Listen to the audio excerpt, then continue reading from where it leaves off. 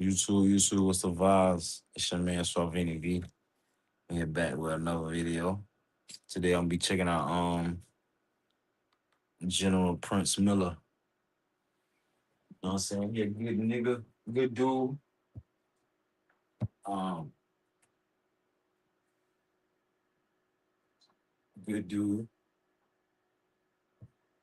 Um, I like him though, man. He seemed like a good dude that you can learn game from.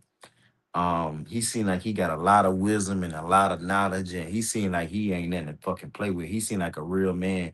He seemed like the guy that we need to be looking up to and listening to, and admiring and taking notes from, because he know what the fuck he talking about. And he a person like, look at him though.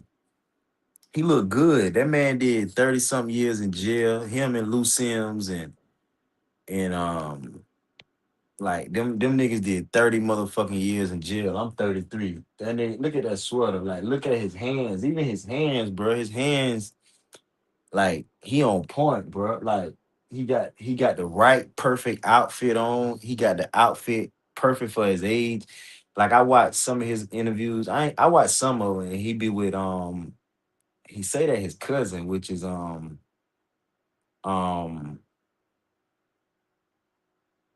Supreme son. So Supreme doing life, and his son out. So he get to be out with his son. And Prince say he ain't been around Preem since the 80s, I think. So they ain't been around each other since the 80s, because when one was locked up, the other was out. When one was out, the other was locked up. So I think we all need to watch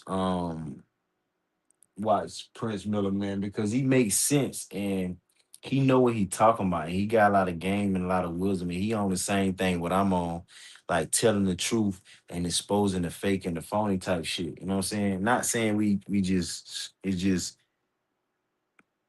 when I say exposing, it ain't like, say you starting problems or something. It's just that we just telling the truth. So I like him, man. Another reason he remind me of my Uncle Spook. You know what I'm saying? My Uncle Spook, he was a wild savage man. He just passed in 2024. 2024. He was 80, so he remind me of him. He looked like him, man. He makes sense, bro. He looked good. He looked real good. You know what I'm saying? So shout out to Prince Miller, man. We gonna see if we can learn something and go from there.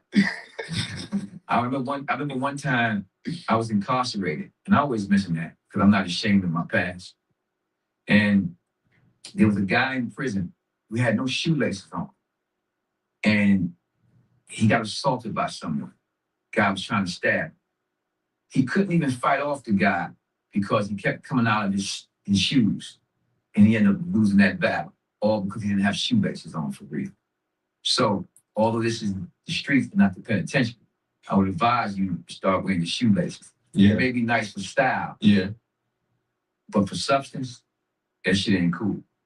yeah. That's a fact.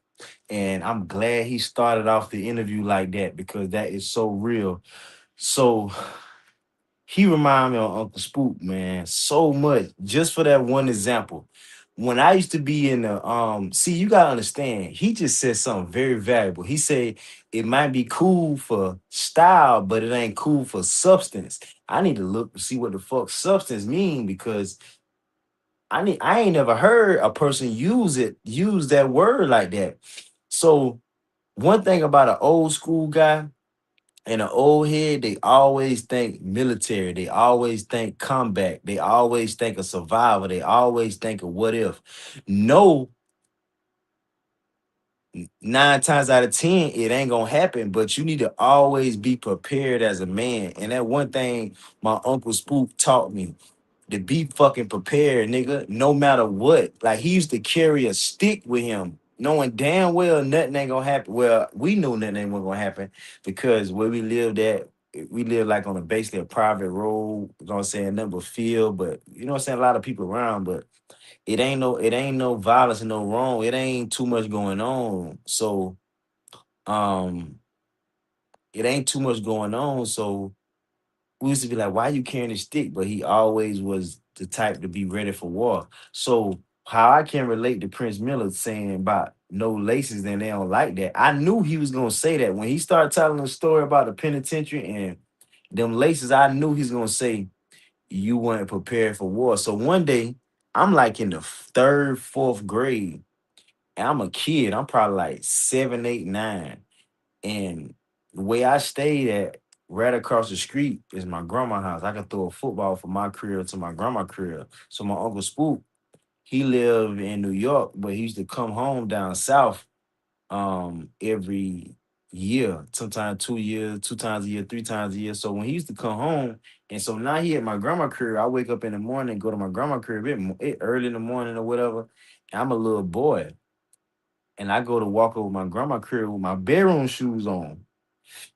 That nigga seen that shit and he say, boy, you better take them out. You say, boy, go back on and put your shoes on. Don't come outside with your shoes on. Don't wait them outside no more. Take them off. He said, if it time to rumble, boy, you ain't gonna be able to rumble. So he taught me that, like as a man, bruh, don't wear those shoes outside. Don't wear them shoes outside. Like as a man. And then now, like I got slippers or whatever. And then sometimes I go outside with my slippers on and I know better not to wear them damn slippers, dog. I can feel myself being uncomfortable with the slippers on, knowing damn well my uncle went and want me to have these shits on. And I either I don't wear them shits no more, I go back and change. Like it don't matter if the shoes feel comfortable. It don't matter if they comfortable, it feel good. You can't be relaxed out here sleeping in your pimping as a man. So I can relate to um Prince Miller how he telling my man don't wear no laces because you always want to be ready for war. You always want to be ready for whatever. That's just like in New York, you got to bring you a jacket because you might think it ain't cold right now. In 4 more hours, it gonna be another temperature. It might be 50 now, nigga. It gonna drop to 40. It might be 70 now. It gonna drop to 50. So, or it might be 50. That shit gonna drop to 30 tonight. So you gonna have to be prepared. So my uncle Spoo, he always was prepared, man. He used to wear long johns in the wintertime. I said, Spoo, why you got on long johns in the wintertime? It ain't, but he was so used to working in the warehouse in the freezer till when he retired, he still wearing them shits. And in the summertime, he still wearing them shits. So I can relate, man. You want to be on point at all times, even if you know ain't nothing gonna happen, you still want to be on point, bro. Always be on point. You want to stay ready so your ass ain't got to get ready. Women and kids, they can be a little relaxed and they can be a little lazy. And you know what? I'm just not starting to dress like not prepared for war. Like I dress relaxed now. I'm just not when I turn in my 30s, I dress different now. I always used to dress like have on extra shit and weigh extra shit and dress a certain way. But now, I fuck around and put on shorts with no drawers. I fuck around and put on a t-shirt, just a t-shirt. I ain't never used to do that. I always put a golf t-shirt, then a t-shirt on. But you be so hot and you be like, man, fuck that. I'm finna put on shorts, no drawers, and put on a t-shirt with no undershirt type shit. But he right. You want to dress for war. You want to dress for combat. That you know. I know I don't like that. And then can I say something about your style of choice with how you wear your boots? Since we on boots and styles and laces.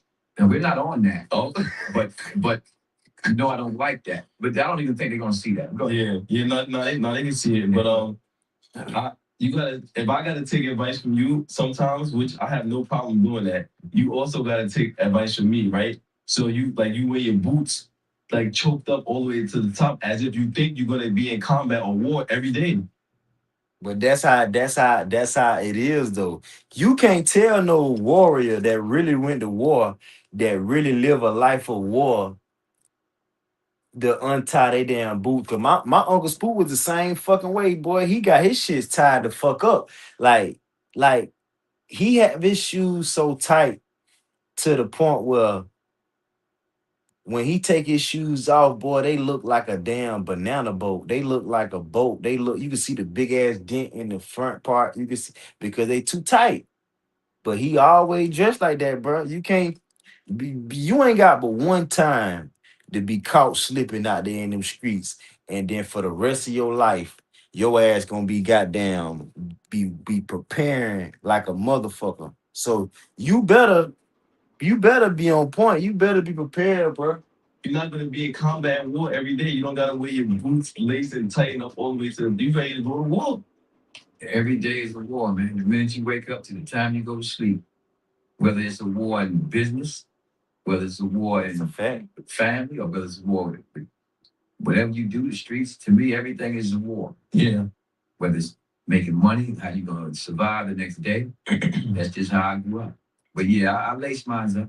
I'm always gonna continue to lace mines up. But you do what you do, man. I ain't criticizing. They nice looking boots. Yeah. And They nice looking boots, but I just don't know how you keep your feet in them, man. yeah. Don't get off the top. And speaking of war, Yeah. you snuck to that fight last night without me, man. Yo, that's crazy, man. You snuck to the fight last night without me. You was in Madison Square Garden. First time in the Garden? No, I don't think it was the first time. No, it wasn't the first time. I've been to the garden before. I've been to the garden since I've been out. I think that's my second time. Oh, you went to the Knicks game. To the Knicks game. Yeah. BJ. That's when you took that picture with Floyd. Yeah, took the picture with Floyd on that time. And I've been to the garden before that as well. Way before that. Before I got loud. Before we talk about the fight that happened last night at the Garden, Yeah, we gonna talk about that fight too, because I owe you some money, right? Because I've been on Tiafimo. money, right? And you liked it, Shakur, but you felt that Tiafimo would win the fight. We're gonna get to that. Yeah, I thought the fight would be closer, but tell me about that conversation. Nowhere close. Tell me about that conversation you had with Floyd. Did y'all have like an interaction when you met him at the Garden? That time you took a picture? BJ introduced me to Floyd, and we spoke. And I like him, bro. That I like him. I really like him, bro. He remind me so much of my Uncle Spook. But he was like, let's get off that. But nah, um, we learning. Like, nah, don't really you ain't gotta get off it because we learning. And like he said, I'm gonna continue stringing my boots up. You know what I'm saying? Cause that's just how he was raised, how he said. So he right, both of them right. Like you can learn something from me and I can learn something from you, but hell no. Like I know my man, young man, I know he gonna hell no, you gotta listen to old school because they know what they talking about. We younger than them. Them niggas done seen, like he said, he done gave an example. A nigga lost a damn fight because his ass ain't got his damn boots scrapped up. And then you got on boots too. You gotta keep them bitches ready, bro. That's just like when we was young, like even my grandma, I'm a grandma kid. You know what I'm saying? And my grandma, my great grandma, she raised me. Great grandma and grandma raised me. I stayed with my mama, you know what I'm saying? Mama's in my life and shit. Mama, mama and grandma and daddy, thank God. But daddy wasn't in the career, he was in the life. But grandma really raised me and taught me the game. And grandma used to say, so I used to come from from from school, probably like in the seventh grade. I'm buying my own clothes and I'm fresh as hell. And I used to wear Air Force Ones and I used to have my laces unlaced, but the laces, but the shoes used to be my size, so they ain't used to be like I can still run in them bitches. I can still run.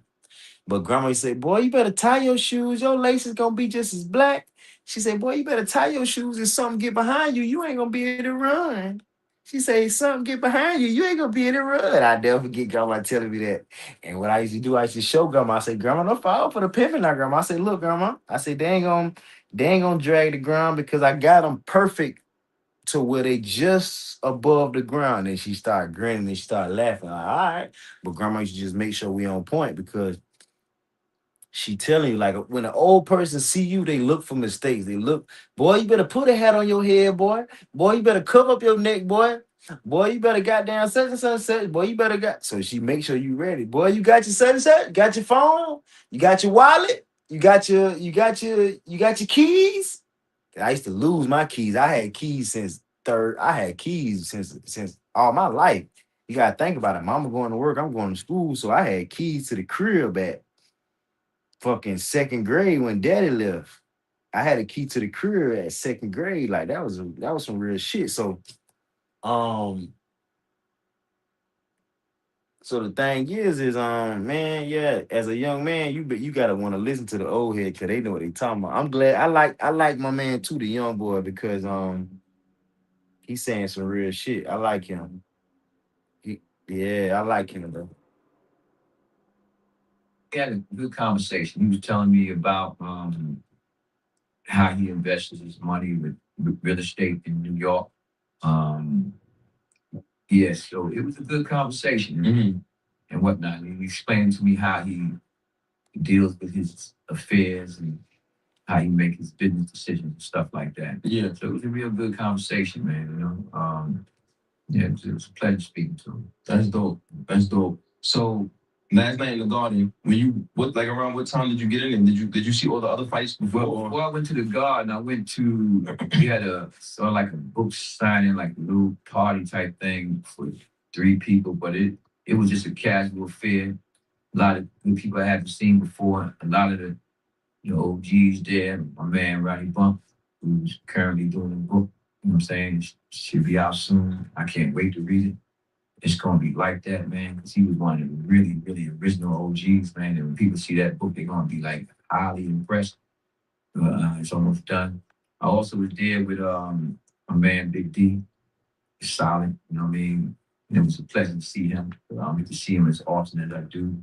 Of course, Big Joe was there, and a couple of people, a lot of people was there. My man Pete Monsantos.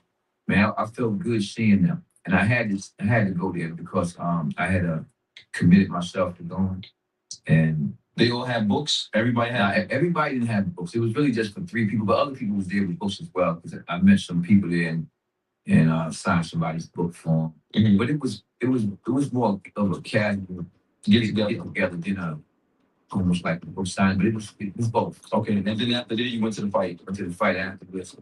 But while I was at that place, it felt good. The atmosphere was nice. Everybody was having fun. It was cool at that first event.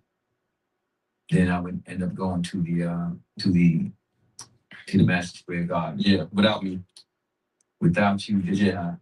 It's funny because I got the tickets at the last moment. Mm-hmm. I was waiting on them and they came. You know what I'm saying? As promised. Yeah. And I had a good time. And Without me. I'm gonna keep saying that one. Without I had me. an excellent time. Your man was there. Chris Gotti was there. Another one just left me out high and dry. That's crazy. Chris was there. Wow.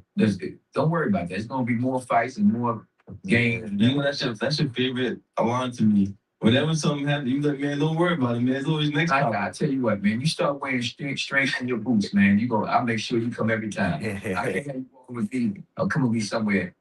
Something just happened. I'm not saying nothing's gonna happen. I'm far removed from certain things. Yeah. But suppose it does. It's supposed to fight go down. Yeah. Somebody might knock you out your boots, man. I don't think so. I know that. But I'm just telling you, man. But let me get off that. Yeah. That's my pet. So did you enjoy the fight though? What round did you get in? What round did you get in? I got there a little late because I went to the first event. Mm-hmm. I got there in the first 2 rounds had already been done when I got there, and Keyshawn Davis was fighting. Mm-hmm. Because I wasn't trying to miss Keyshawn, and I definitely wasn't going to miss Shakur. Yeah, and Shushu fought. I missed Shushu's fight. Mm-hmm. That's the one I wish I would have saw because they said that joint was explosive. He remind me of Zab Judah a little bit. Shushu. Yeah, a lot of people say that. But I missed the Shushu fight, and I'm pissed about that. Yeah. Right? But I caught Keyshawn and Shakur, and boy, Keyshawn, let me just talk about him real quick. This kid is like that, man. He's bad. Mm-hmm. And he looked so comfortable in the ring, man. You know, but he dropped the dude with a body shot, man. That was vicious, man. Right? And he ended the fight. He dropped him with a body shot, then he ended the fight with a body shot. They said those shots are the most effective shots. Indeed, man. And he made it look so easy. But then both of them made it look easy. Yeah. But I'm glad I didn't miss this fight. Right? And then Shakur, who you betted against, right? Well, let me clarify that. Yeah. So I didn't really think Tiafimo was going to win because I think Shakur is actually the best fighter in boxing right now. Well, in that division, as far as the youngsters, I think Shakur is the best fighter right now. It would probably be between him and Tank, but Shakur reminds me more of Floyd, and Floyd is my favorite boxer of all time. It's funny you say that because Shakur has an affinity for Floyd as well. Yeah. And defense. And the counter-punching defense, the fact that Floyd went through his career and still has his senses and his ability. And Floyd was good at not being touched, but being effective in the ring. Now, Shakur, if you look at my interview, my part 2 of the Prince Miller show, when I interviewed Shakur explained his rationale to boxing. And in it, Shakur said, I want to retire where my daughter, I still know who my daughter is. And I'll have interactions with my family and stuff like that. I want to retire with his sensibilities. And that makes a lot of sense. So this is a man who's playing chess. And I say chess because he's thinking ahead about what he wants his end game to be. You know, and so when he fights, he ain't ducking wreck. He's in the middle of the ring. He's all over the place. He's a tactician. And I keep telling, in my interview with him, and I think with my interview with Jay Prince, and then my interview with Shakur, I mentioned, I think, chess. And I gotta learn how to play chess. I'm a student of the game. I'm like that. I love that game. The best players win if you think 8, 6, 8, 10 moves ahead. Yeah, he said that. And before you say something, let me finish with this real quick. When I went to the training camp, right, to see Shakur and Keyshawn, and I watched how they train, and I watched the fighters that got in the ring with them. Some of the fighters that they trained with were actually good fighters. They were good boxers, but when you watched them training, and when you watch Shakur training, both of them really, but when I watched Shakur training, all I could think about was chess. The way he was thinking in the ring. And to me, the ones who last in that game and who come out with all their senses are the ones who think while they're fighting. Because it ain't about taking a lot of abuse. You feel me? Now, mind you, in Keyshawn's fight, he dropped the dude twice and the body shots were lethal. And in Shakur's fight, he was piecing him up so much. Blood was all over the man's face, over Teofimo's face. He left there swollen, man. He was hitting him. He hit him with a body shot that was vicious as well. And that was a vicious, both of those fights were vicious fights. And I'm glad I was at ringside to see it, you know, and I tip my hat to both of them. And I love the 2 kids, man, and I'm proud of them. And I like the examples that Shakur sets, right, about his family. He had his daughter in the ring. When at the end, he had his daughter up there, bang. You know what I'm saying? And I think his lady was there as well. But he to me is a good representation of the sport, man. You know, and he ain't ducking no wreck. And so and he got power. Yeah, but you said you like more tacticians and people that's strategic in the ring. Me personally, you know, and I feel like a lot of the boxing fans is like this. They want to see the explosiveness. They want to see the power, the knockout power. That's why people revere like Mike Tyson and Ali and like the heavyweights, Deontay Wilder, Tyson Fury, Javante. Cause they knocking dudes out. All that tactician stuff, that's cute and that's all strategic. That's cool. but we need to see the fireworks too, because that's what when you knock somebody out, the fans draw more to you. People don't want to see that you breaking your opponent down for the whole fight. It's boring. But let me show you. Let me tell you something. If you'd have been at ringside, wasn't nobody bored in there. Even Teofimo's fans weren't bored. Mhm. They was winching at the hits that he was taking. Mm-hmm. They was winching, and some of them started leaving even before the end of the fight. Some of them, because they didn't probably want to see him lose. Yeah. They knew he was losing. Yeah. I don't think he won a round. If he won, No, if he won anything, he won 2 rounds. And I'm telling you this, that fight was impressive. Mm-hmm. You wasn't bored, and it wasn't just little taps here and there. They were slugging, man. Yeah. They were slugging. Just that he wasn't really getting hit by them joints like that. You got any fight that you remember that you was in ever in your life? Whether it was, I mean, I had fights when I was a kid. I had fights when I was old. I had fights in the joint. Yeah. I've had fights all over. You win some, you lose some. yeah, that's what I'm going to. But it's how you handle yourself afterwards. You pick yourself up, man, and you keep going. Yeah. And that's the thing about it. You know what I'm saying? Now in boxing, you ain't trying to lose. Yeah. In real life, man, you learn from your losses. So you did take a couple L's. I might have took an L here, then, but I don't get into too much to have to fight somebody for anyway. Yeah. Yeah. And you never went to no fights in the 80s? Like what? Like which I used to do? I think I seen Sugar Ray. I went to a few fights. I want to go to a fight, man. And we had parties. I want to go to a fight. Around. I meant to see Floyd fight. You like boxing more than basketball? More than the NBA? I love boxing more than basketball. That's your favorite sport? Yes, it is. I love boxing. And then your second favorite sport would be what? Football. So the NBA is your third.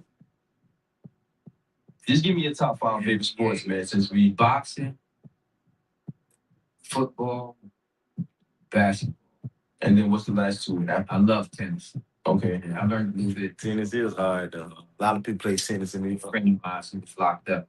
He's a good tennis player. Mm-hmm.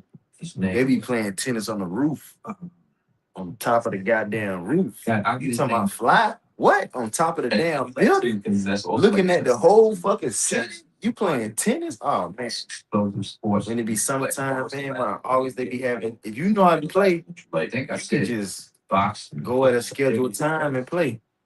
Basketball and tennis. That's 4. That's 4. Shit. No, top 5. You gotta give me one more. Top 5. The last sport. I ain't got it. Nothing. Give me 4. Much people get. Look at that gangster shit.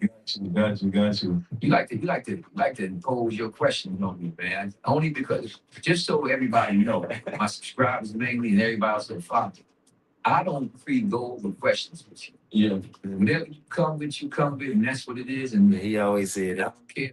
I have nothing to fear from your questions. Speaking of, And don't trip, because I'm gonna ask you some questions. that is it's a back and forth thing. thing. It's a back and forth thing. But speaking of your subscribers, I was in your comments after you had put the Jay Prince interview out, and one of the comments that stood out to me was a guy said, "What is this thing that he's doing with Jay Prince? I thought he was doing a part with his cousin." And I just thought I'd bring that up to you, because people out there in the world think that me and you is doing a show together, like full time. Where they got that thought from? Oh, I guess they just see how the first episode went, and they just like that just looks Or is it that you see how the first episode went? It went good though. great. I think it went It great. went great. Yeah. It's efficient because it's natural, spontaneous, nothing planned. Yeah. And I think the people who watch, they don't want too much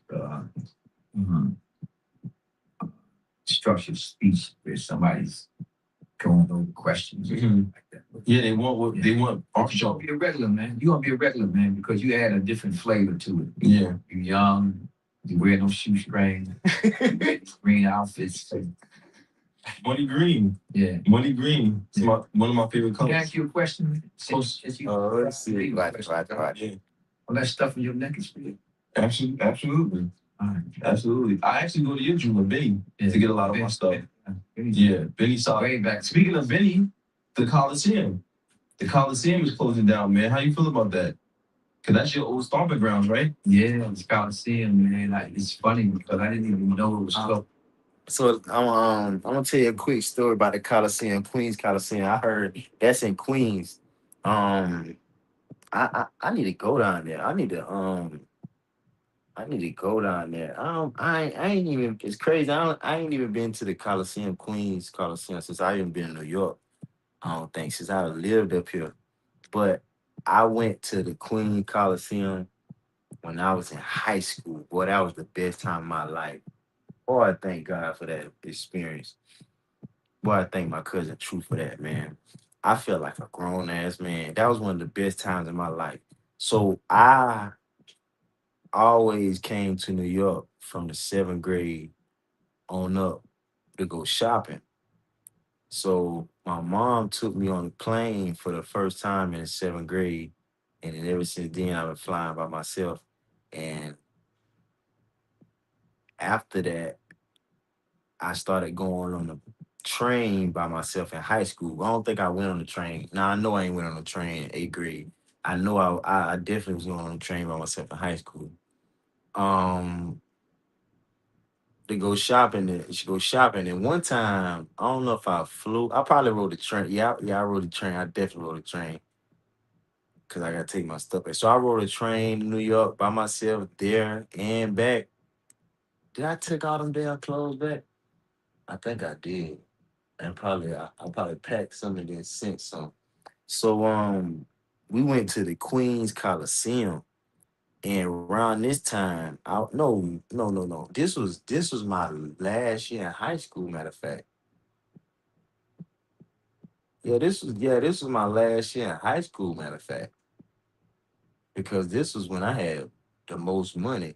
So I always used to have like, so my mama she'll give me like $200 and shit. That's the most she ever give me. She when she first give me money for Christmas, it'd be $200. But I made that bitch work in the sixth grade. I'll never forget that. I bought my cell phone. But she gave me 200 and I got money with it. And my daddy might give you a little 150. So I probably got about so I probably got about 700 going to there going shopping. You know what I'm saying? Eighth grade, ninth grade type shit. But boy, when I went like had my own money, saved my own money, and had my own money, I had like 1,500. And I went shopping. My cousin them took me shopping, and I went in that mall. And if you from New York, you know they got the lower level floor in the Queens Coliseum. The whole entire floor was gold, nothing but fucking gold chains, gold, gold, gold. It was so much gold that it'll hurt your eyes. Like Jesus say, so much white, it'll hurt your eyes. Like that's a real thing. I remember one time it snowed in the south. It just had snowed. It was so much snow on the sky was white, the ground was white, so the sky white at the top and on the sides, the sky, the clouds white, not no white and blue. And you got the trees white with the snow on it, the white on the ground, white on the front, top, white on the side. I remember looked outside, bro, and I had to squint at how white it was. So when I was in the Coliseum, I never forget this experience, bro. I walked in that bitch like we walked down, and that the bling it hurt your eyes literally. Like you literally had to squint. It literally was like a fucking laser. And I asked my cousin this dumbass question. I said, "Cuz, all this shit real?" He said, "Yeah, boy." He said, "Rappers come here to buy their shit." I was like, that was crazy. So that was that experience with all gold chains. I know niggas from New York, they remember this. That shit was all gold. This was like 2000. No, this was I don't I'm trying to figure out did I go there more. I think I went to there more than one time though. I think I went more than one time because I think that time when I seen that gold, I was young. And when I went shopping in New York, shopping in that shit, I was kind of old because I remember when I went, I remember what I bought. I bought some black polo boots and I bought some white, orange, and white and gray Air Max 97s. That was my first pair, I think, Air Max 97s. We used to wear Air Max 95. I don't think they even sold Air Max 97 down south. at that during that time. I know they did. Just like they wasn't even selling high top Air Force Ones with a scrap on the back. You rarely get them bitches every now and then, but not no all whites and no all blacks. Not at the time. So what am I about to say? So when I went in the store, they had it was a glass stores. I never forget. They had shoes from the bottom all the way to the top, at least like fucking 14 feet. It had to be like yeah, like 14. I'm talking about from the fucking bottom to the fucking top, nothing but fucking shoes. That shit was like a kid in a candy store. The whole fucking store got the shoes on the fucking wall, the everything glass in that bitch. Like they had that bitch separated like women over here, kids over here, men's over here. You got men's, this whole shit is men's. You got Nike over here, all the fucking Nikes. You got Felines, you got fucking Jordans, number ones, number twos, number threes, number fours, number fives, number sixes, number sevens, number eights, number nines, number tens, number 11s. You got 12s, you got 13s, 14s, you got every fucking Jordan. And then you had you had everything. Man, I went in that bitch. And then they had so many workers. Till you got your own personal worker, like a woman. How may I help you? Hell fucking yeah. I got, let me get, and I'm a young nigga. I'm in high school. My cousin, he come to take me shopping. They ain't even came to go shopping. Let me get two pair of boots. Let me get two pair shoes. Let me get. I had a girl that I would talk to. Then I had another girl, my best friend. They both my girls. I love them the same. Love one. You know what I'm saying? Love them to death. Let me buy her some boots. Let me buy her some shoes. Let me buy me some shoes. Let me buy me two. I bought me two pair of shoes. I bought me two pair of boots. I bought her a pair of shoes. I bought her a pair of boots. I bought six pair of shoes, dog. I one boom bam, and I think I bought another pair of shoes, another pair. And I made my cousin, he bought a pair of boots. And other nigga, Nate, he bought a pair of boots. Nigga, I been going ham in they, bro. I done spend all my money on shoes. Like just that fast. Boom, bam, bam. Let me get. Man, I spent, you know what I'm saying? So after that, I think I bought a little bit of outfit, maybe a little sweater or something, hat. But after that, I- it was done. I bought the hat with the fur. I wasn't even about to buy that hat. My cousin, man, get the fucking hat, man. Get the hat. That shit was $15. He's like, get it, man, get it. And I got it. And I wore that shit down south, and I was the first nigga to wear that shit with the fur. And then it was an old school hat, but it just came back out for my generation. I was the first nigga to wear that bitch. That bitch was so popular, man. Motherfucker was so popular. Everybody wanted to wear it, all type of shit. And then like 2 years later, it came out everywhere, like in the gas stations all over, man. You know what I'm saying? So I could have been selling them shits. It's so much shit I could have brought back and sold, but I didn't know. I didn't. So yeah, yeah. But I remember the Queens Coliseum. Down. So somebody told me a couple of days ago, and they're gonna give something about that. They're gonna have something like a little event Yeah. about it as well. Mhm. But they're gonna build something in something. I think they just want the property, like the real estate there. They just want to create something else because, like, after the pandemic, everything just started slowing down. So, like, I guess the sales and the stores, like, there's no use for it anymore.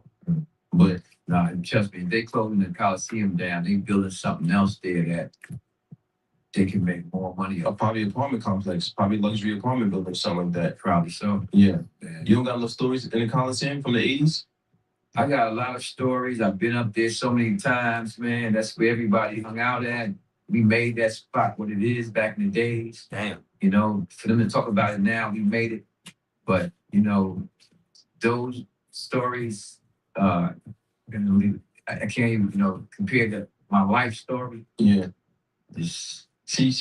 This is what kills me about you, man. You got all the stories in the world, and you don't want to share them. They told me y'all was throwing people off the roof, man, in the Coliseum. I don't know if it's a folk tale, because there's a lot of folk tales about y'all. And I mean, I don't know. They told me that the thing that Nino Brown did when he hung the guy off the roof, he was talking to him. You know that, and they said they got that from y'all. It was inspired from it y'all. wasn't at the Coliseum. and it might not even be true. Yeah. Oh shit. And I like positive stories. Yeah. Like Yeah. we talk about negative I stories. mean, it's not negative. It's just folktales. We just addressing folktales. All right. But they said that John was hanging people up in Coliseum sometimes. No, not that I remember. So New Jack City wasn't based off y'all? I don't know what New Jack City was based on. That's like asking me was power based off of me and Green, Yeah. right? Yeah. All you gotta do is look at it, and you can tell what things are based on, Yeah. predicated on what you know about a person's life. My story is to be sold, not just told. I'm not gonna just be getting on here and talking about the stories of the Supreme team. Yeah. You will see that, but then you're gonna see the end of the story, Mm-hmm. which is the more positive thing about the Supreme team, Yeah. the team team. Yeah. Of course, when you're telling somebody the story, if you're really trying to teach people, because you know me, my thing is to prevent children, teenagers, and young adults from choosing or making a bad choice to choose that street lifestyle. Mm-hmm. And choices are funny because sometimes people make choices based on the fact of their needs, right? Not always their wants. Mm-hmm. Some people make choices based on their wants and not always their needs. No. So you can't knock how people do things at the time. And So you I did. so you want to be a role model? you like to My bad. you like to My bad. Interrupt. Interrupt you. interrupt me. Yeah, when the I'm flow. speaking. Yeah. But My that's the fault. signs of a young guy who don't wear shoelaces. Yeah. My bad, man. But go ahead, bro. I'll be excited, man. I'll be wanting to get all my questions out. Now you make me forget what I was gonna say. Go ahead, say what you know. Do you look at yourself as a role model? I may have to change us the thing about you asking me questions unprepared. I gotta keep my eye on you. Do you consider yourself a role model?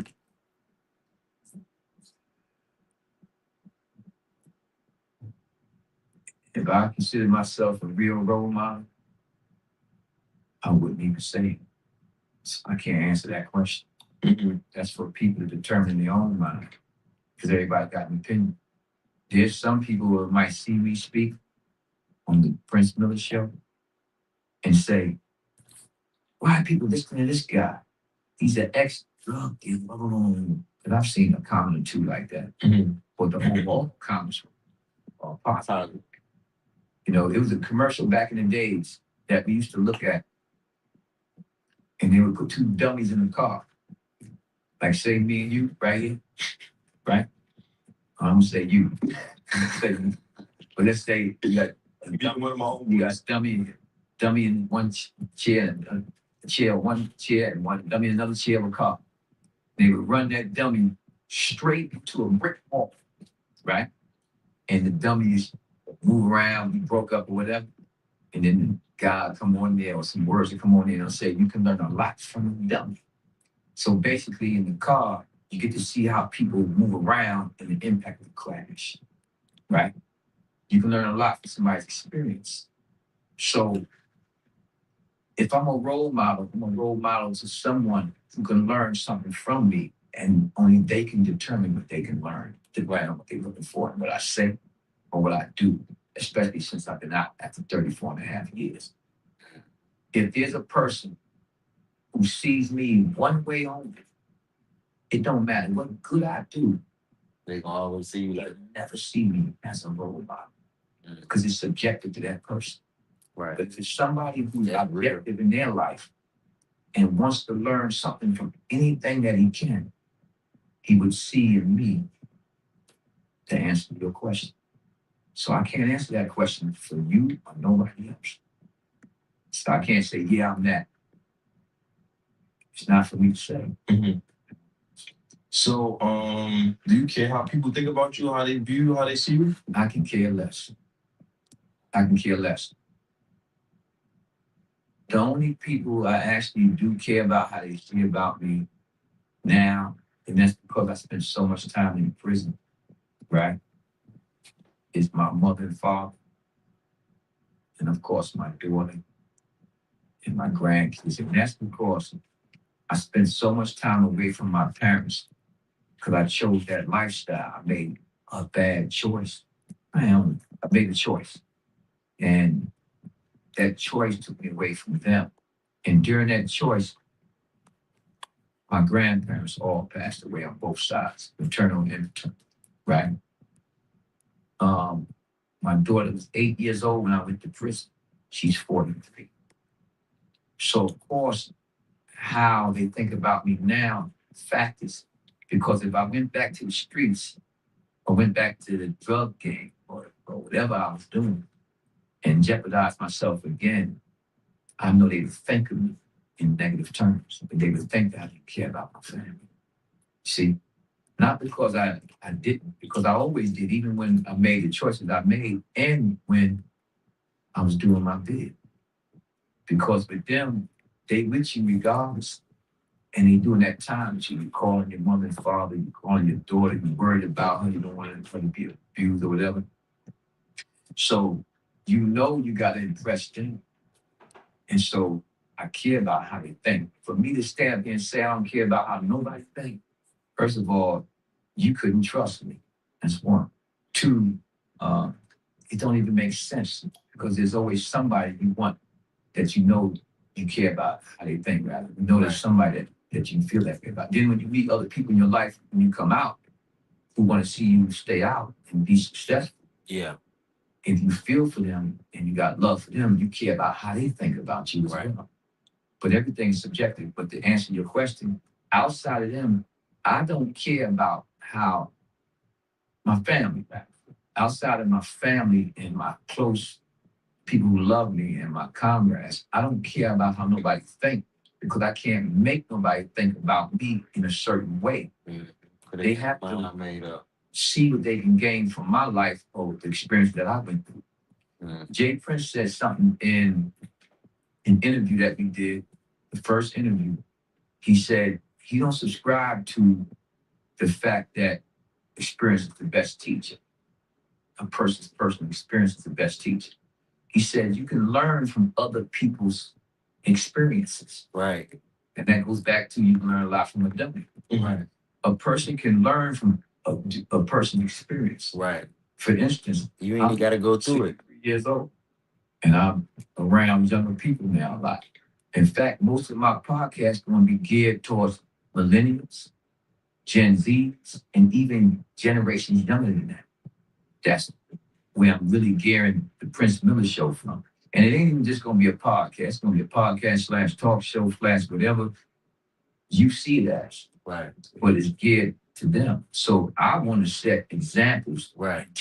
Have teaching moments. Right. Now, that being said, I'm definitely going to be addressing that street life. Mm-hmm. When I finish speaking, you're going to understand that street life to the fullest extent. And then if you want to make a choice to deal with that life, hey, you can't say that you ain't forewarned. Yeah. I guarantee you, if you make that choice and you end up in prison, you'll be thinking about the Prince Miller Show. And you'll be saying, damn, that dude, man, that did all that time told me, man, that, yo, man, it was a lot of sacrifice for this thing. It's a lot of loss, a lot of pain, a lot of agony. People call me from prison right now. They want to get home. They want to come out. Not just your father, but other people, right? They call me and they see me out and they hear things. They be like, damn, how this? And I be telling them because I was going so long and I be trying to tell them, damn, I'm learning so much, man. Every interaction that I deal with people, not just a famous person, but people in general, I try to learn from. My interview, if you really dissect my interviews with Jay Prince and dissect my interviews with Shakur, right? Watch that. And even if you dissect this interview, because we ain't finished yet, right? You always gonna learn something real and something positive, right? Facts. That you can take away and apply towards yourself. Right. You know what I mean? Because I ain't a person who run my mouth just to be running my mouth. Right. Me too. I say that too. I want to say two things about that. So what do you say to your fans that bought into you being this street guy and this kingpin that want to hear those stories and they don't want to hear all the positive stuff? They just want to hear the folk tales and the Wild Wild West cowboy stories, because that's why I feel like people maybe half of the people buy into you because they know you was a wild cowboy back in your past life, or that was the whatever narrative that was out. So they want to hear more gangster stuff. They don't want to hear all the positive stuff. So how do you address those people and cater to them? Yeah, that is true. That's a good ass question. Look how he got a pause on that. That's a good question, man. I like my man too, though. I like him too, though. Like he said, he a little excited. That's why he might be seeing like he cutting him off. That like what Fat Joe be doing. He just a little excited. But that's a good question because you right. You gotta realize that I'm on what you on, teaching that positive, but people want to hear that them stories. Fat Joe be telling them stories, but I really want to hear what he got to say to because that's a good question. Because would you cater to that group or would you not cater to that group and give the people what they need instead of what they want? Because I'm the type of person like if I know best, I'm gonna give the people what they need. Like if you want to hear that. Nah, I ain't gonna tell you about that because that ain't cool and that ain't good. And some bad can come out of that by me telling a good story. If I tell a good story about a bad situation, bad gonna come from that because y'all might look at that a certain like that ain't I ain't glamorizing that. If you heard, you heard. If you know, you know. But I ain't gonna stamp that. That's probably what he gonna say. But let's tune in and see what he gonna say. Like, You don't get to see it. You don't get to see it.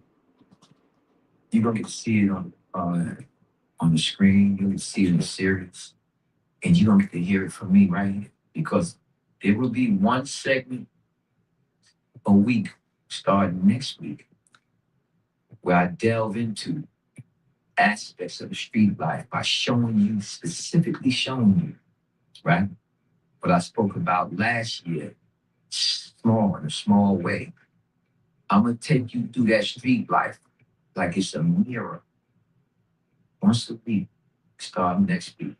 I'm gonna show you real characters and cases of individuals from a seller's perspective, from a kingpin's perspective, uh, from a person who's using drug perspective. I'm gonna have all of that up here, right? And I'm gonna show you the damage, and I'm gonna show you some of the positive because people think that there's nothing positive in the negative that you do. So there was a time when America was built on negativity, right? But we all Americans, right? And so do we that's forget the crazy. history of that, right? Do we all, because of that history, am I supposed to be a racist because my ancestors were slaves, right? No. I got friends that are white that I got mad love for. I call some of them my brothers, right? So my point is, people look at the drug game and people who are in the drug game, right? And they assume, yeah, they're negative by listening to him. They don't even know we did wrong, but we also fed people. You know, we did wrong, but we also help people. I'm saying as well. And I ain't trying to justify wrong. I'm just saying you can get it, you can learn from negative and sometimes positive can come from negative, you know? So I see you keep looking at my jacket, man. I feel like you want to say something about the jacket. I like the jacket. And I'm sorry if I got serious, but I want to answer one more thing that you said. Yeah, They're gonna get to learn all that on this podcast. If you want that, you're gonna get that. yeah, One thing about it, I want to make sure people get what they came for. Yeah. that's a fact. And so I'm gonna give it to them. Yeah, I ain't hiding nothing. I ain't ducking nothing, no questions. And I'm gonna answer a lot of things. So you got the rare privilege to ask me anything you want, and you're gonna get an answer to it because that's what we agreed to. yeah, absolutely. That's some real shit to be able to ask him anything and then knowing that I got respect, knowing that I ain't gonna cross no line, and knowing I ain't gonna disrespect. That's how I was with my uncle Spook, bro. I could ask him anything, bro. That give you so much clarity, especially as a kid, bro. Because as a kid, you don't know. You want to know what I'm supposed to do. My uncle used to tell me, "Do this, nigga. What I'm supposed to do? What if this happened, nigga? Do that. But what if nigga do this? That." And he'll tell me like, so you can't ask your daddy that. He daddy, you know, he But you can ask them motherfucking uncles, nigga. Them uncles gonna keep it gangster with you. Grandma's sons, they gonna tell you the motherfucking blood, raw, uncut truth. They gonna tell you the fucking truth, nigga. You know what I'm saying? If you want to hear it or not, if it's cool or not, if it's something you agree to or not, if goddamn you like it or not, if it's godly or not, they gonna tell you the truth. So I respect that. So And that was this the what we did. stipulations, right? And what was our terms and agreement of our thing? Because you said you don't want me doing no other podcast, or you saying that's what I No, volunteered? you can do any. You no. Let me see.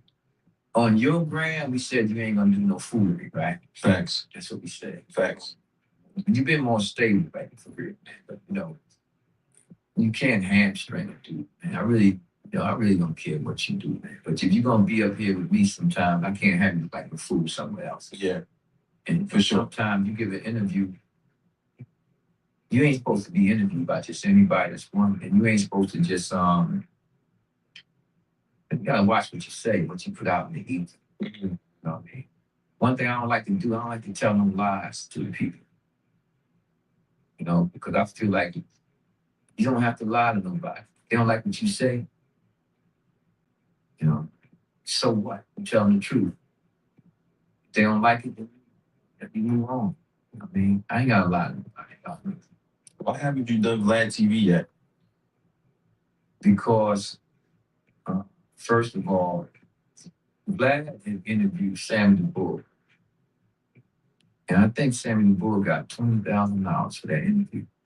Because what? Because he was an Italian mobster who flipped, and people wanted to hear about that, so you gave him 20,000, right? Well, that's what I would want if you want to interview me on Vlad. 20,000, and you don't have to interview me. I don't care, because I ain't looking for. One thing about me on the Prince Miller show, I ain't looking for the clicks, the algorithm. I can care less about any of that stuff, to be honest with you. I mean, Well, the truth to be told. but that being said, I still want to get my message out to the people, man. So this is one show that you're gonna get what's real, and you will be entertained if you got any kind of common sense to pay attention and really read between the words. So Gotcha. it's gonna be entertaining. You see, not the next one coming up, because I might do a show strictly about the street life, using a particular person, and I'm gonna take them through the street life through my eyes, with documentation to show them how that life really affects people. I'm putting that together now. It's gonna be awesome. Who's some of the realest street guys that you ever came encounter with in your life? Like, if you could say that you just like, damn, no, that guy is so thorough, so solid. He's the epitome of a street guy. Aside from my pops and aside from yourself, who would you say is some of those people? Like, you can name anybody, people from the street, people you was locked up with, people from the mob, the Italians, black, whoever. Give me some of your most street authentic guys. When we start from prison on the street. You can start from in prison. In prison, I was in. Let's say this. I was locked up with John Gotti when we was on Rikers Island. He did say that. That's crazy. That's right. We was locked up together. You can go back and look at the times and the dates and all that. We was locked up together, and they had moved me from Queens House of Detention, and they put me in Rikers Island Hospital because they try to keep high profile cases, CMC cases segregated. So they put me in Rikers Island Hospital. Me, Chris Jughead Williams, Delroy Uzi Edwards, and also John Gotti on one side. We was on the side where it was CMC high profile cases. And then they put on the other side, it was protective custody. So they brought John in there, and we got to know each other in there, but they took him out fast because they didn't want him around us for some reason. I don't know what it was. He was cool. He was comfortable. He was chilling. He was proper. Then they moved him to the other side. He got authority to take him off the other side fast. He got him off the other side. I'm saying, but he was solid. I liked him. He was smooth. I knew him before the feds, before I went to the feds. You know.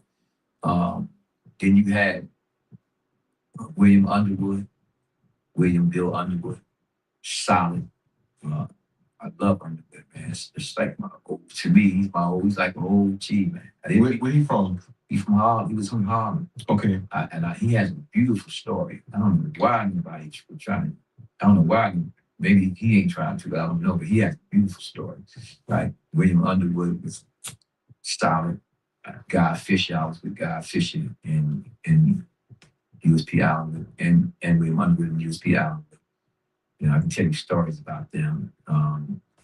Big Joe was actually in Alamo with us at the time. We was all there together. Um, then you had solid men out of DC. Of course, Antoine White was one. There was a couple of other ones that was there. Marky from DC. A whole bunch of another homie named Tony from DC. You know, solid people, solid individuals. You know, then you had at the time there was some solid GD brothers that I met that was there. You know, I got so many people I've been around. I call them homies now because I can call them up with the drop of a dime on the phone, and if I'm going any place near them or where they at, I can call them up and kick it with them. Like last night, I seen Crusher last night at the after party. Actually, after the fight. Right, yeah. He was there. I was happy to see him. We stood on a wall together, man. Just I see him. He was standing walking over there. We stood on the wall and was talking about the past and the present and how life is and what we trying to do. He gives back to the communities in a big way. In fact, he's been traveling around giving back to the community. And he came up with something that they're gonna come to Queens and South Jamaica, our section, our area, and they're gonna give away some stuff to the people. So you're doing positive stuff. We here doing positive stuff. But to answer your question, there's a lot of other people that I can talk about. And they all got stories that people gonna want to hear when they eventually put those stories out. Yeah.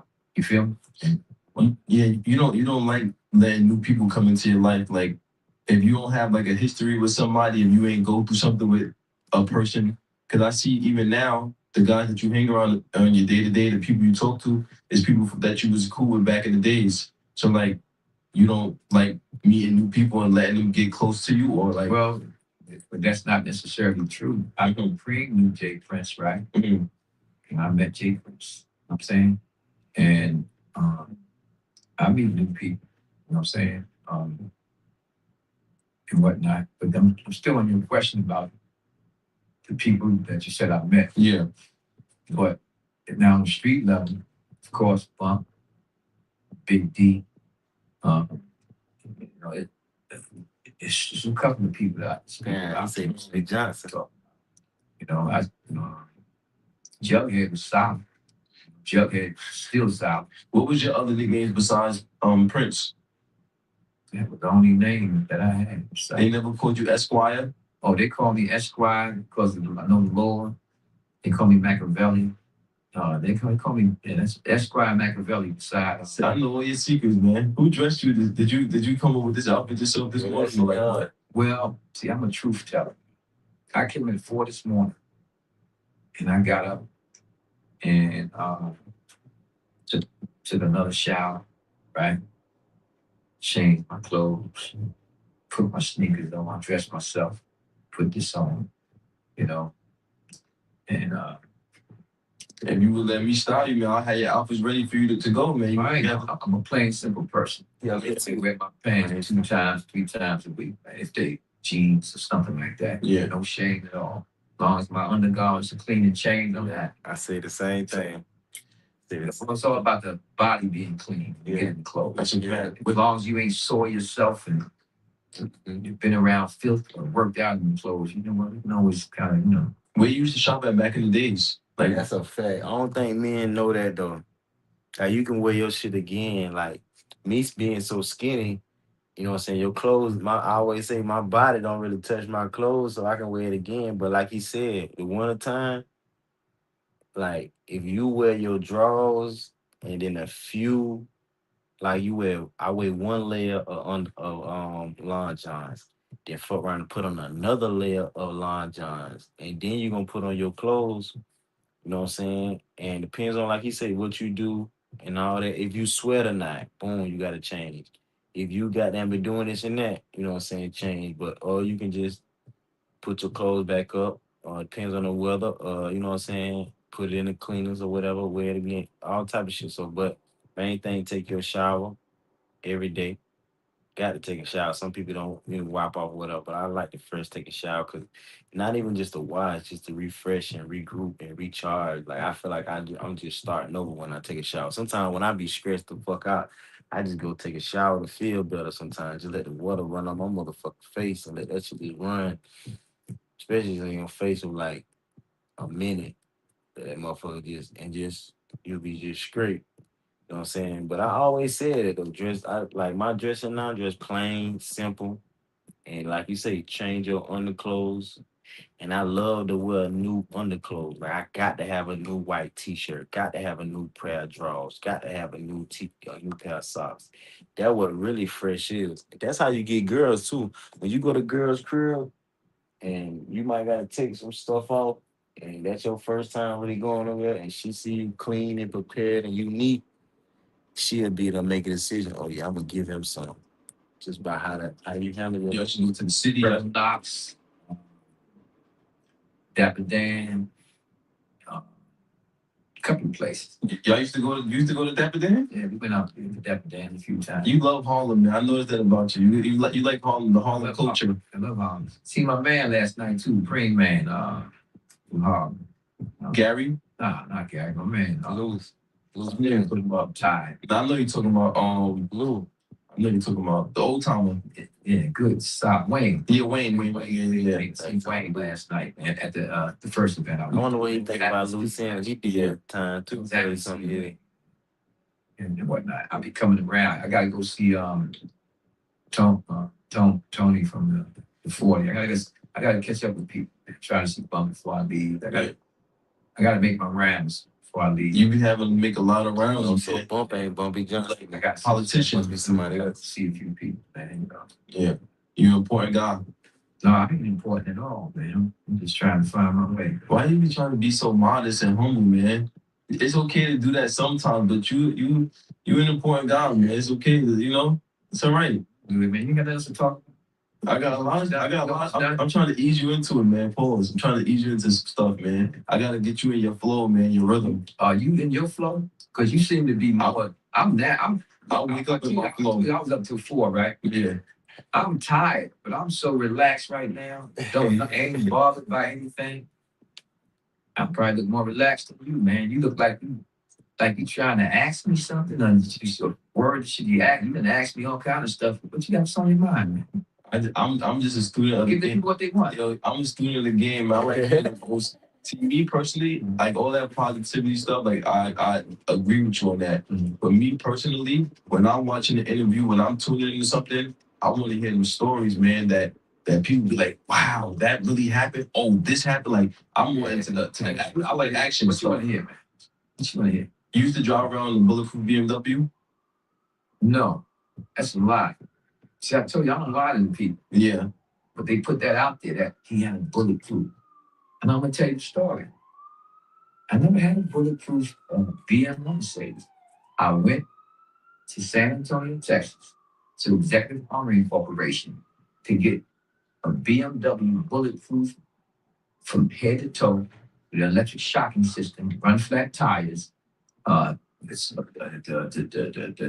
system inside the car that gets people out the way like the police do and all that shit. Sorry. I went and took a car down there and it was getting bulletproof, top to bottom, like some James Bonds, just like not like the president's joint, not like the beast, but damn near, right? But what happened was during that time frame, I got locked up. So the car never got completed. Now I could sit here and lie and say I had it, right? For clicks and for people to be, oh, wow, he had a bulletproof car, right? But you had the thought to get it. I almost had it. I just got locked up. Yeah. But the point is, I ain't gonna sit here and tell nobody that that's a lie that everybody can believe. Yeah. Got you. I'm a truth teller Yeah. above all else. Now I got stories. Yeah. I ain't giving you no lies. Yeah. Mr. Lou told me a story about one time he had seen you crash a BMW, and then he said by the time he met you back in Queens, like y'all was somewhere else, you crashed the BMW. He said by the time he had met you back in Queens, you had the same BMW that you just had crashed at the crib where they met you at. It was a whole nother BMW, the same one you just crashed. So like you a BMW got back. That's true. That's true. I crashed the BM and then went and got another one. Bad hip and everything. I hurt my hip in that act. We was racing from Lacey's roller skate. All of us. Rich Porter and them. Damn, Rich Porter. I think I was with Rich Porter. So you said he don't feel like everybody. Who might have been there. Everybody, you know, that's what we do. We race. We would race to the Fever, from the Fever, from Lacey Fever. I heard of that before. Fever. We all raced. Sometimes whoever win the race, we pay him. Okay. Now it was dangerous, but at nighttime, you know what that many cars on the highway. Yeah, it is true. So we were racing. Down south, it don't get that many cars down south. I was leading everybody. I was heading everybody. I was pushing the pedal to the metal. I'm an excellent driver. And what happened was there was a car in front of me that I was going to go around, but just as I was going around, Rich Porter and them speeded by. I had to slow down because I'm not going to hit nobody else. And I had to slow down. I couldn't go the way that they were coming. I seen them. They was coming too fast. But I had to get them around the car. And the only place I can go, because I was in that lane next to the divider, I had to bump into the wall. Right? So I don't hit the people in front of me. Unless I hit them. Damn. So I bumped into the wall, right? That's crazy. And he said he meant to do that. Crashed and the car was totaled, but we survived. That's great. So not totally where we got crushed or nothing. It couldn't be corrected. I'm saying the front fender got dented. And so Robo, Big Just had to carry me, not Black Just, Big Just. And he go to the hospital to That's another car dealership. no, I'm going to the hospital. Oh, okay. To somebody, doctor. And that was fine. That's like on the movies. You don't like going to hospitals? I don't like hospitals. I don't like funerals. But I know I go to the hospital. I was in the car. Like, yeah. And then yeah, but that's true about the car, different cars. So BMW was your favorite car back then? BMW, Mercedes. Those two. Back then, yeah, I liked those cars. Okay. Before everybody, they was even something. Now everybody got a BMW, Mercedes now is like anything. Yeah. People got way better things than that. You had the gold BBs on your BMW? BBS, what? BBSs. Your BBSs, yeah. Yes. Speaking of... No, I ain't impressed by none of that stuff. I ain't impressed by jewelry. I ain't impressed by cars. I really ain't impressed by that. You know what's going to impress me? Buying land and creating businesses and stuff like that. That's crazy. You mentioned that you used to race Rich Porter at Alpo. And not just them. We all raced. Yeah. I actually learned from Supreme. Yeah. We all did that. Corley and them. That's what we did. Black, just all of us. We used to race. No, but the reason I one of the best drivers. You like saying that you was an excellent driver. You actually, yeah, like that. I like when you say you gotta be a good driver, not to hit nobody, hit the side. It's know what you're for. Driving fast. You mentioned Rich Porter Alpo. You seen the movie Paid in Full? I seen the movie Paid in Full. I forgot what year it came out. I think I was in prison. 2002. Yeah. I remember when it first came out. I didn't watch it right away. Then I watched it.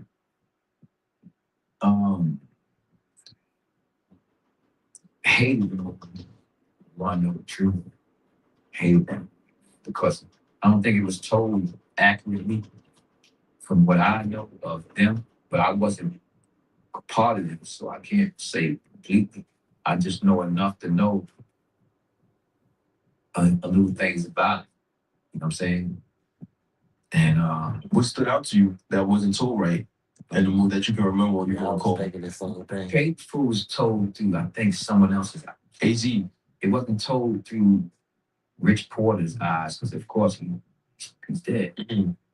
If he were alive, he would have told a whole different story about this thing. You feel me? But we do know from everything that happened, the snake nature of alcohol. You know what I'm saying?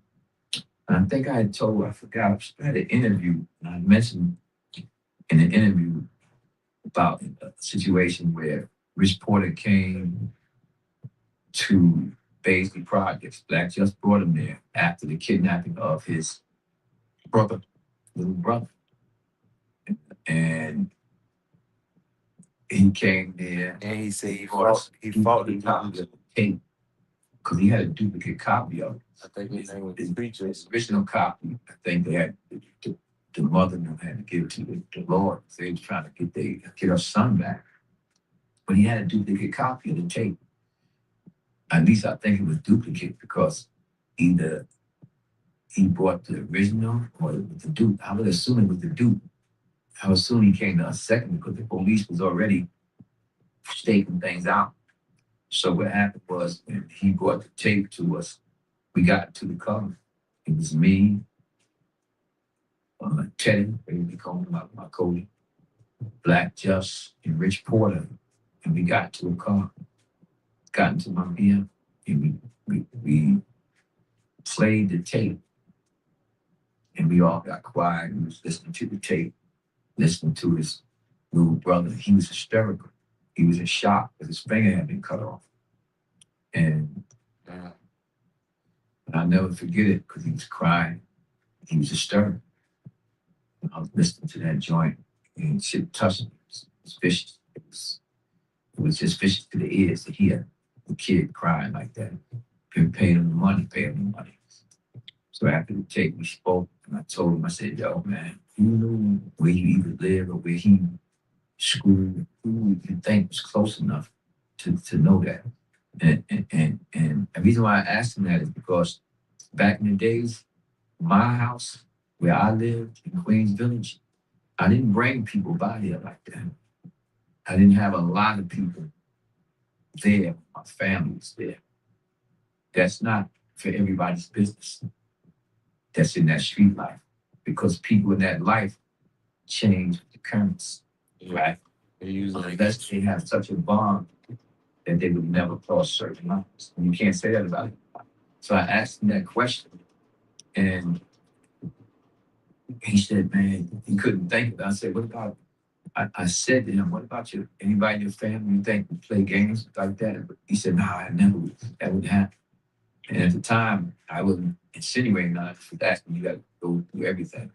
Then I said, what about how do he said, nah, man, he wouldn't do it no more. And I said, man, don't trust nobody, man. Your little brother got kidnapped. They're asking you for a ransom. And that wasn't the first time that happened. You know what I'm saying? So I'm trying to school them, right? And so we sent some people. I sent some of the team to Harlem. I didn't go myself. Sent some up there to see what we can do to help him out. But when they got there, they called me and told me that, yo, Prince, the police is everywhere. And that's how I do it. The mother family must have went to the police first. Mm-hmm. They said it was everywhere. If we get involved in that shit, we gonna get caught up. And so I said, yo, y'all might come on back, man. Just tell Rich, man, there's too many police around there and whatnot. So, you know. Yeah. And then I think for some reason he probably trusted this snake dude here, man, to help him out. And then this is the time. Okay, I was disagreement I had with somebody who I came up with. You in need of some help, and I still feel we got a solid bond of some type. I'm gonna help you. I'm not going to. While your brother's little brother's kidnapped, rob you, take the money from. That's a person you ain't never supposed to trust. He learned it the hard way, you know. And so after he got done, of course, whoever had his brother, they ain't had no choice. They wasn't gonna let the kid go because they probably had they shown us their face to him. They ain't had the heart to let the kid go. You know what I'm saying? Because they felt they probably would be locked up. But that's a story I had. You know, this is a true story that nobody really know about. But 4 people, and 2 of them are dead. Rich Porter and Black Chips. The only 2 who know this is me and Teddy. That whole story about that situation. And the ones that I sent up to home. Does Alpo remind you of anybody that was in your crew?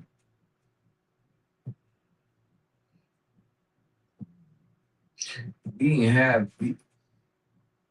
we talk. There's 2 sides to Alpo. There's the snake side in the street, and some might say I'm wrong for saying that because you don't know what Rich Porter did to him. But I don't really buy that philosophy because he shouldn't have did that. There's 2 sides to Alpo. There's the rat side, and then there's the snake side. 2 separate things. Damn.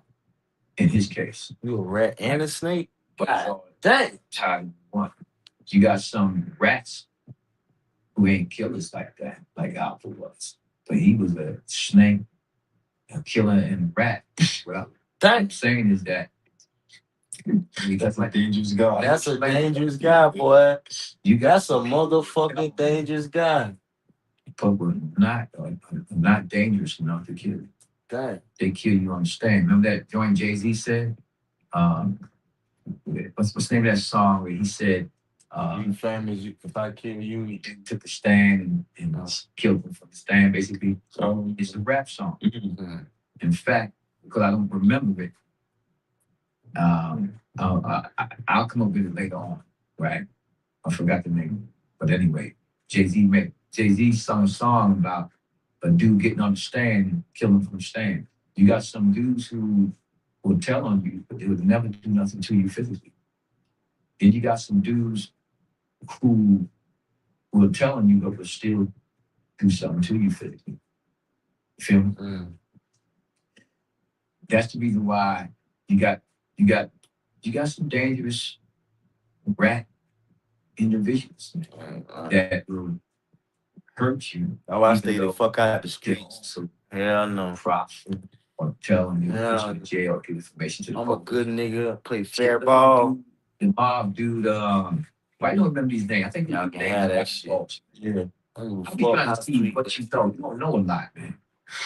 You haven't done a lot. Yo, all those guys that from the 80s and the 70s, I'm not gonna know those guys. I know Alpo, I know this one. But you need to study Rats. You want me to study rats? No, I didn't say study rats. Yeah. But are you one of the guys who do for that street life? Yeah. I like the movies about it, yeah. So study it. You know what I did when I was young? Me too. When I was locked up upstate. When I graduated, I studied all them niggas. When I researched all that kingpin shit, see who the biggest. The case of That's how you learn. That's how you know. Guy Fisher's case. I looked up Underwood's case.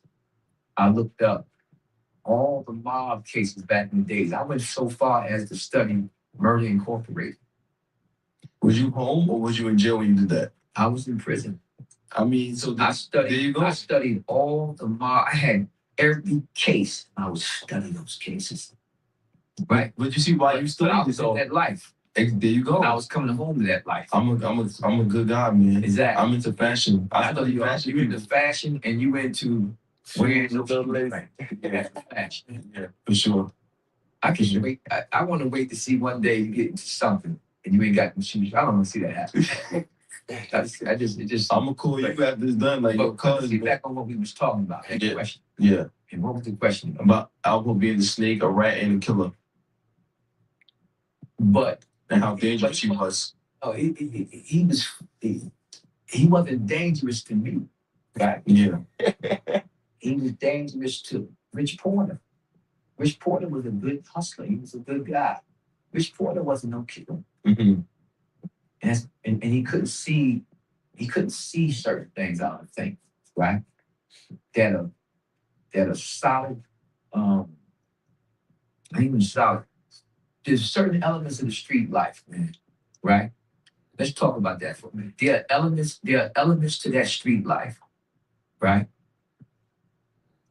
For instance, you got people who's About to get to it. You got people in the middle tenants, you got people high up.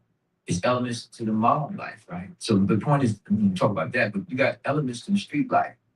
You got hustlers, and you got you have Gangsters.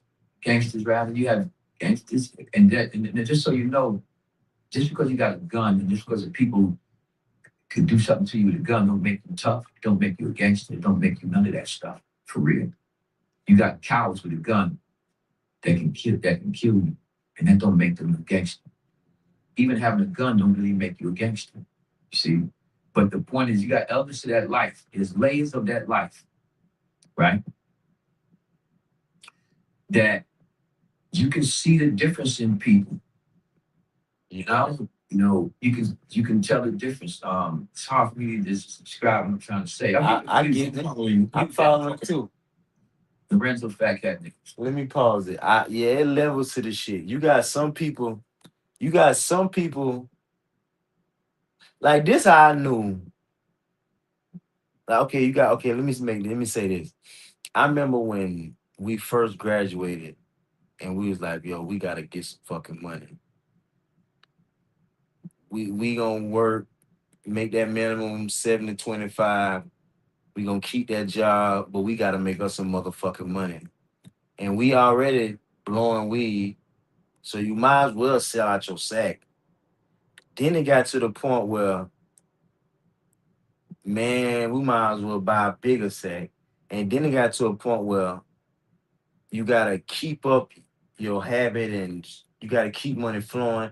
Make a long story short, you got enough to damn make your money back to keep the weed flowing so you can smoke good and you can make a little profit on the side. And I remember when I first like we first and for somebody to short me five, for somebody to owe me five and then call me back for something, and then when I go to give you that and you give me a 20 and you owe me, say if you owe me the whole 20 and you want five or something, nigga, you owe me that. Like when I realized like I would get to it over the smallest little thing, I was like, nah, cause I can see it turning into something else. But the point is, in the streets, you can tell like who willing to die over the smallest things and who willing to do something to you over the smallest things.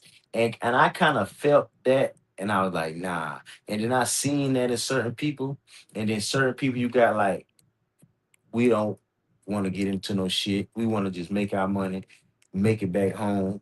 You know what I'm saying? And that's it. And then you got some people that won't harm. Like you got some people that really care and really live this. And I don't care about this. I'm just gonna get the bread and get out. So I feel him what he's saying. And then you got some people that if they don't sell this amount of dope and make it back home, they people ain't gonna eat. Like it ain't. So they got to get this. Like they gonna. So I'm like nah. So it is levels to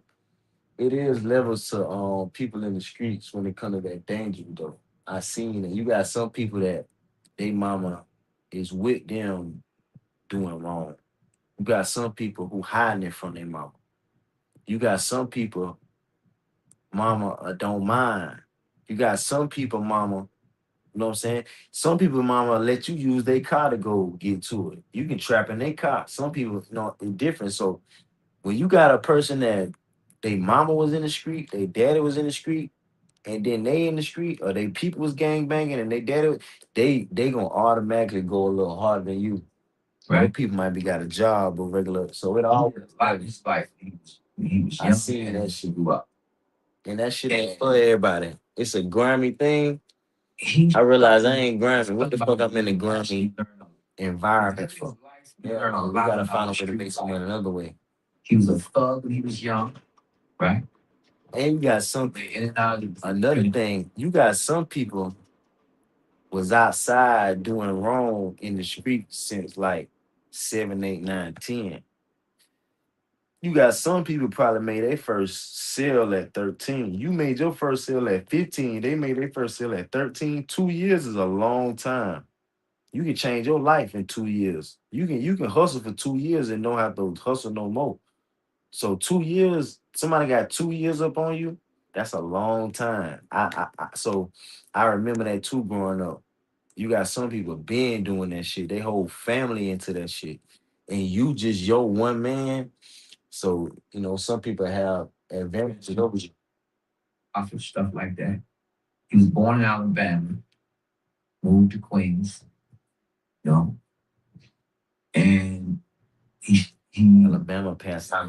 when he was young. If your kids smell like weed, they can Drug lock your ass up.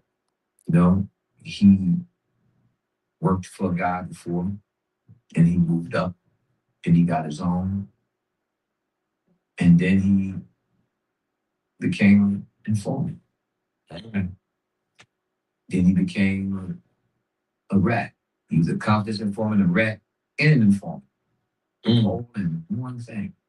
So he was a rat, snake, and killer. He was a lot. Now, let's talk about that. He necessarily wasn't a snake, but the other things he, out of his own mouth, was, right? And whenever I speak about people, this is why I'll touch on the drug, I touch on some of that street life in my own time and fashion. But since we're talking a little bit about it now, he wasn't like output when it comes to being a snake with people, like for instance, to people around him like that. But he was everything else he was. See, he's not gonna probably hit his man up in a time like that. But he was everything else. You feel me? And so I bring him up to try to tell you, and I'm gonna do it. I'll show y'all what I mean. I'm gonna use his life as it applies to me to show you what time it is. Because I've seen magazine articles where some rappers actually did time around him and actually looked up to him because in prison he would be able to teach him things and tell him things, right? But he probably didn't tell this particular person that he told on so many people. He cooperated with every alphabet letter law enforcement agency that exists. FBI, NYPD, DEA. It's not funny, actually. Yeah. I'm just trying to show you that this guy was a rat, confidential informant, and an informant. Wrapped up in one. And his life is something a person in the street who's trying to make a choice, who's struggling because of needs or wants, would learn from. And if they learned from his life, they would probably say, Don't fuck. I ain't messing with that street life. Yeah. Because the things that I'm going to show them would have them shocked. You feel me? And so there's different layers to that street life. And although he was a thug at one time, and you would see him as some kind of gangster at one time, in reality, he was really not true to his gangster code ways. What about Kingpin? He was a kingpin He too. was a kingpin, not a gangster to me. Okay. I'm saying. So what was my dad? Your dad was straight gangster. He was a straight gangster. He lived as he portrayed at the time.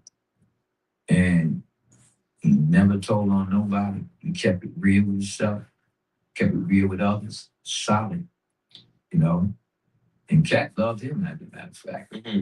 But now, Preem, remember when he came home, he tried to change his life around, and that's what he's trying to do now. Yeah. You know what I mean? Yeah. But I want to tell these stories. I'm going to tell these stories. So when you say people want to hear that, I'm going to get into it. Yeah. About a whole bunch of things, man. Because I'm here to teach. And if my life or my wisdom can teach somebody something, I'm going to give it to them. And I sound too serious sometimes, man. So I'm going to move on from that topic. Okay. All right, go ahead. So you explained Cat, you explained Alpo, and you explained a little bit about my pops. So what would you say the difference as a whole from the flamboyance, from the cars to the street life and all that? What would be the difference between my pops and Alpo? Are they comparable? When in the grand scheme of things, are they comparable? You my cousin. Yeah. Now I'm gonna give you an answer. Mm-hmm. You can't put Alpo in the same sentence that you would put your father. You can put him in the same sentence that you would put him in Cat. Mm-hmm. Explain the difference. Yeah. Alpo was a snake for what he did to Rich Porter. Mm-hmm. He was a not even a killer, I'd say a murderer, really. Mm-hmm. Right? There's a difference to that too. I'll explain that on the podcast, but that's for the youth to learn to stay away from that life. Really. Mm-hmm. And he was a rat, informant, and a confidence informant. That's the Alpo. Mm-hmm. Cat was a rat, an informant, and a confidence informant. Mm-hmm. Right? Mm-hmm. Yeah, Fat Cat. And I ain't even knew that. he was the last part out of his own mouth. It's proving that out of his own mouth he was a person that took life. Mm-hmm. Look at his, his lifestyle, this situation. But he didn't really snake his friends, so to speak, other than people that he told on. Yeah. I'm talking about the degree in which Alpo killed Rich Porter. He didn't do that to people in the street life like that. I'm talking about as far as comparing kingpins, not just the rat and stuff. Alpo wasn't a kingpin. Okay. So people don't understand. So let's say a guy like Meech and Fat Cat. Like, how would you compare them to? As just kingpin, not the rat and stuff, not none of that stuff. I'm talking about as a kingpin. Yeah, I don't want to even mention. You asking me a question. Mm-hmm. If you ask me a question, say how would you compare, say, Preem and Meech? That's a better. If you want to ask me that question, I can answer that question the way I want to. Okay. I like to. I gotta. You gotta put people. I gotta know facts. Okay. One French ain't never gonna call somebody something unless she sees it or knows it for a fact, right? So, to me, Meech was a hustler, right? From the story that I've seen, reflected in what that BMF, Meech was a hustler. He was a good hustler, but he wasn't a gangster, right? And I'm not glorifying hustling or gangster. I'm just answering your question. I'm trying to be real. This is the one segment where we can talk like this, because all my other segments are going to be very much positive, and I ain't even talking about the street life, period. But I'm here for all the people that watch this podcast. The teenagers, the youth, the young adults, the street dudes, the old heads, the youngsters, whatever it is, I'm there for them. I'm going to speak the truth, right? To me, Meech was a hustler from what I saw from BMF. The one incident they got him was some guy with a girl had nothing to really do with the street life for real, right? He was a hustler. Them boys killing up some. I don't know about that. He wasn't the way your father was, right? It's a different life, completely different to me, right? And that's not to say nothing bad about nobody. You feel me? Because a lot of people was mad at me when I put them on the shirt together. I had made a capsule. But I was in prison when we did that. Yeah, and the shirt said Living Legends, and then I had Meech and Preem on there. And a lot of people were saying, yo, you can't put him with your pops, you can't do this, you can't do that. And in my head, I thought that was like a monumental shirt because, and then I went and gave it to his brother, Southwest T. And then it went viral and all that stuff. And a lot of people had they negative comments about me doing that shirt because they like, why would you put Meech on the shirt with your pops? I actually like Southwest T, man. I really do, man. I like him, man. Yeah, I like Southwest T. But I remember that time you did that. Did I speak to you on the phone? I believe so. I think you asked me why did I do that too. I think I did. But I don't know what you was trying to say. Yeah. That's all. But those two names are the two most iconic names in Black culture. Oh, yeah. As far as that, like you told me. As far as that life that y'all live. Yeah. Nobody. Yeah. Remember, there's different eras. There's different time periods. The streets were different back then, right? The Meech era was more about flash and it was flash being in the cameras, the music, the billboards, labels, street mixing, stuff like that. And BMF had represented, it meant something. Black Mafia family. Right. Yeah, Black Mafia family. That's what it meant. Rick Ross is blowing money fast. Right, but either way you look at it, it was it was about showing that you had money and that you were balling and stuff like that. You know what I'm saying? The Preem's era was different. It was, even though you were fly and you were jury and you did things, you wasn't really out there flashing. You just was living your lifestyle just the way that it was. It was a little different. It was more gangster. The streets were different. In our era, everybody couldn't just hustle like that. You had to be with a crew or be with a person who had big influence like that. And I know that they was getting a lot of money, Rich McCartney, but he's a hustler. Home with gangster. That's the difference to me.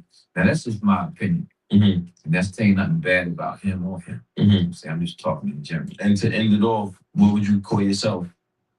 Was you a hustler? Was you a gangster? Was like, which one would you call yourself? Gangsters hustle too. Feel me? And whatnot. I'm just trying to feed myself and the people around me. And Street entrepreneur. you know, see, it's not right for you to call yourself something. It's best that you can call somebody else something. Got you. About your father. It's meant to teach you. In my eyesight, I let the record reflect what I was. Yeah. So, got you, man. Yeah. Great conversation with you, man. Well, this has been an interesting conversation. Prince Miller Show. We're going to conclude. My man. My cousin here, myself. Don't forget, I have the book From the Cradle to the Grave, The Chronicles of a Criminalized Class.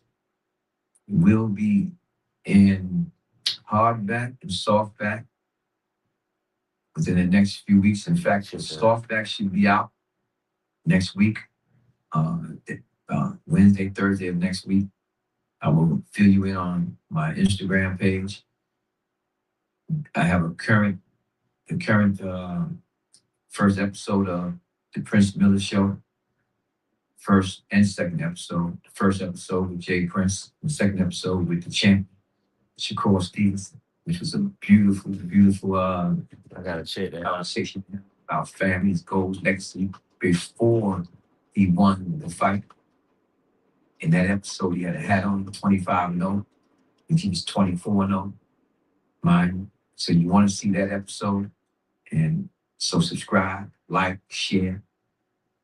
And I hope that you had a good time. And I'll see y'all soon. Peace. Yeah, that was dope, man. Make sure y'all like, share, comment, and subscribe. Yeah, that was dope, man. Prince Miller, him and his. I don't know why people. I'll be thinking that his uncle too, though, because he older. Cousin just signed younger, but it is what it is, though. They had a good conversation. You know what I'm saying? Prince Miller, he speak the real, he speak the truth, and yeah, I like him. Um, and then we can learn a lot from him. What's up, everybody? I want to welcome you to a special edition Look at that of hat, this real podcast. pimping. And sitting before me is Mr. Shakur Stevens, the Okay, main event at the upcoming fight for the Super Lightweight Championship. And it's going to be at Madison Square Garden on January 31st. How you doing, sir? I'm doing good. I don't even know who that is. Say, you ain't got to call me Mr. Shakur because I'm going to use you mom would use Shakur, but I appreciate that. You know, I'm ready. I'm ready. I've been here. Yeah, that's so I don't even know him, but I'll be hearing about him. He said they say he fought, he wanted to fight and shit, so might check it out though. Make sure y'all like, comment, and subscribe.